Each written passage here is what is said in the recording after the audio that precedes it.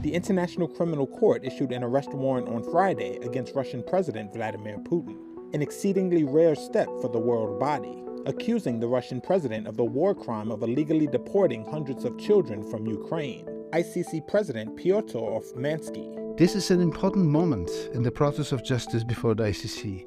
The judges have reviewed the information and evidence submitted by the prosecutor and determined that there are credible allegations against these persons for the alleged crimes. The ICC is doing its part of work. As a court of law, the judges issued arrest warrants. Their execution depends on international cooperation. Moscow has repeatedly denied accusations that its forces have committed atrocities during its one-year invasion of its neighbor, and branded the court's decision as null and void with respect to Russia. Ukraine applauded the decision by the ICC, with Ukrainian Foreign Minister Dmytro Kuleba tweeting, quote, "Wheels of justice are turning. I applaud the ICC decision to issue arrest warrants for Vladimir Putin and Maria Vuvabelova over forcible transfer of Ukrainian children." Ukraine has said more than 16,000 children have been illegally transferred to Russia or Russian-occupied territories in Ukraine. A US-backed report by Yale University researchers last month said Russia had held at least 6,000 Ukrainian children at sites in Crimea, which Moscow annexed from Ukraine in 2014. Neither Russia nor Ukraine are members of the ICC, but Kyiv granted it jurisdiction to prosecute crimes committed on its territory. Putin is only the third world leader to be charged in the history of the ICC, joining former Libyan strongman Muammar Gaddafi and Sudan's Omar al-Bashir.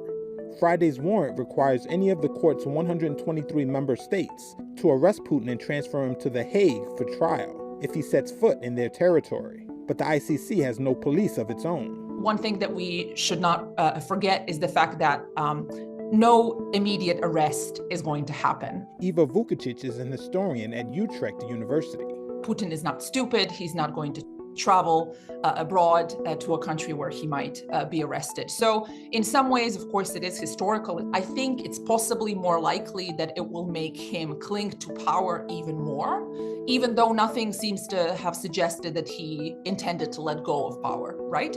So I think it's all going to depend basically on what happens with the war and what happens to his regime. I think it's unlikely that there's going to be a significant regime change anytime soon. Some in Moscow laughed off the accusation. Putin. This resident scoffed, "Putin, nobody will arrest him." And in war-weary Kyiv, locals were similarly cynical.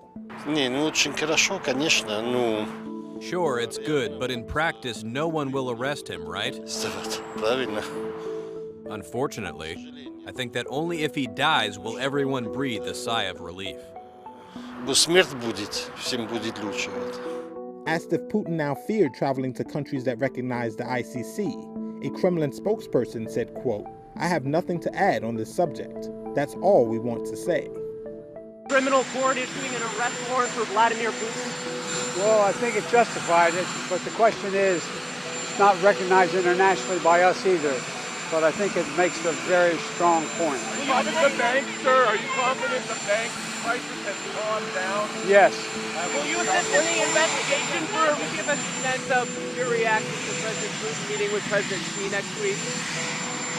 Well, we'll see when that meeting takes place and what takes place. What about your family feelings, sir? Any reaction to how you remember about your family feelings, sir?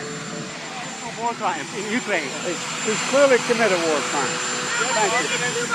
Valley Bay.